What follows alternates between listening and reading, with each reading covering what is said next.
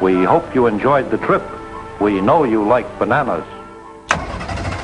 Bernays had manipulated the American people, but he had done so because he, like many others at the time, believed that the interests of business and the interests of America were indivisible, especially when faced with the threat of communism.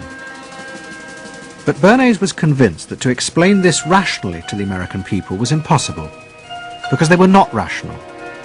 Instead, one had to touch on their inner fears and manipulate them in the interests of a higher truth. He called it the engineering of consent. He was doing it for the American way of life, and to which he was devoted. So this sincerely devoted, and yet he felt the people were really pretty stupid, and that's the paradox. If you don't leave it up to the people themselves, but force them to choose what you want them to choose, however subtly, then it's not democracy anymore. It's something else. It's being told what to do. It's that old authoritarian thing. But the idea that it was necessary to manipulate the inner feelings of the American population in the interests of fighting the Cold War now began to take root in Washington. Above all, in the CIA, who were going to take it much further. They were concerned that the Soviets were experimenting with psychological methods to actually alter the memories and feelings of people, the aim being to produce more controllable citizens. It was known as brainwashing. Psychologists in the CIA were convinced that this really might be possible, and that they should try to do it themselves. The image of the human being that was being built up at that particular time was that there was a great deal of vulnerability in every human being, and that vulnerability could be manipulated to program somebody to be something that I wanted them to be, and they didn't want to be. That you could manipulate people in such a way that they could be automatons, if you will, for whatever your own purposes were. This was the image that people thought was possible. In the late 50s, the CIA poured millions of dollars into the psychology departments of universities across America. They were secretly funding experiments on how to alter and control the inner drives of human beings. The most notorious of these experiments was run by the head of the American Psychiatric Association, Dr. Ewan Cameron. Like many psychiatrists at that time, Cameron was convinced that inside human beings were dangerous forces which threatened society. But he believed that it was possible not just to control these forces, but actually remove them. He thought that psychiatry should not just concentrate on sick people, mentally ill, but should actually go into government, that politicians should listen to psychiatrists. Psychiatrists should be in every parliament and should direct and monitor political activities, because they knew in a rational, scientific way what was good for people. Cameron had set up a clinic in a hospital in Montreal called the Allen Memorial.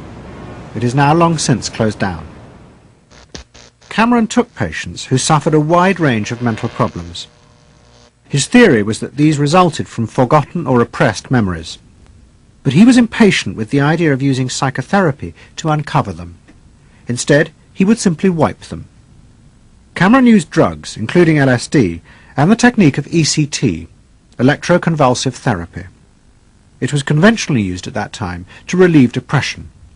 But Cameron was going to use it in a new way, to produce new people.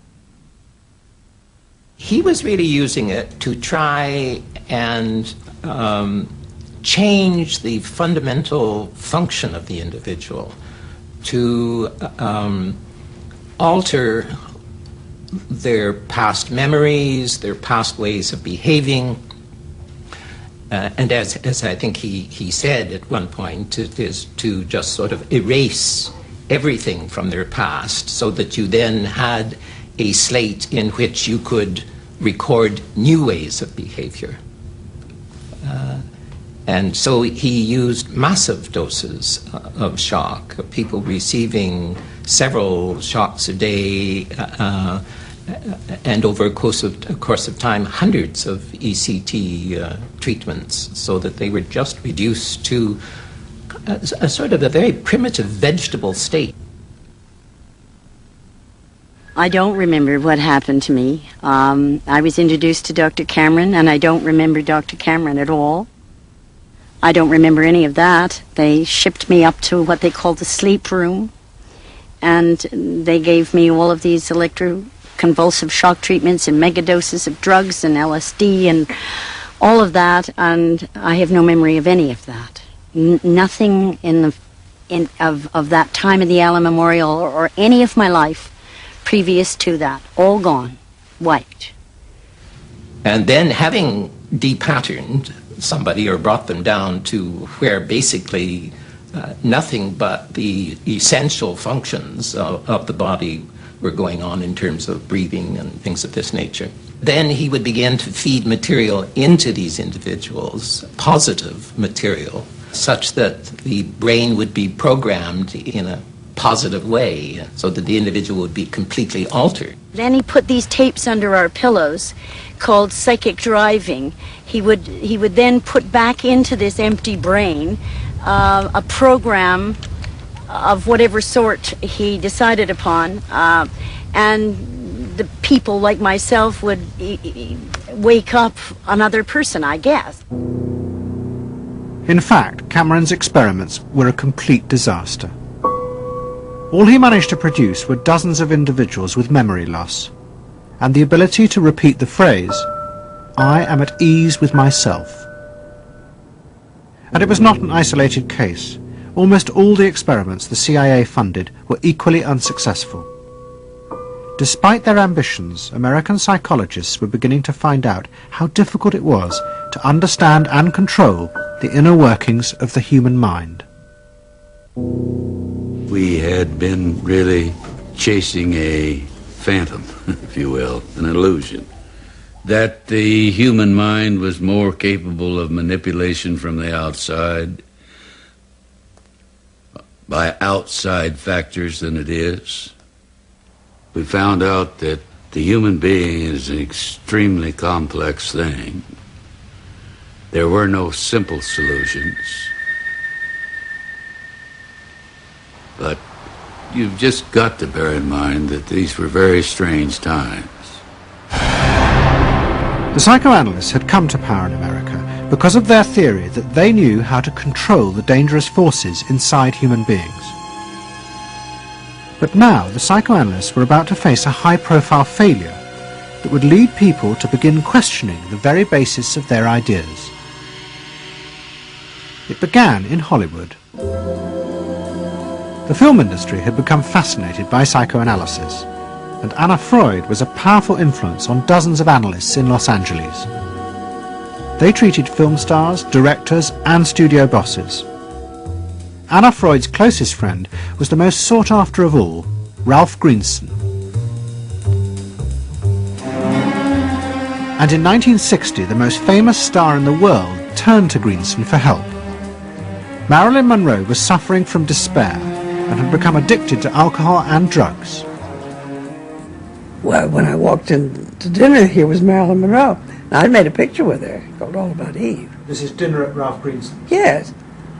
And the only thing was that Ralph was trying to show her, Romy, I never called him Ralph in my life.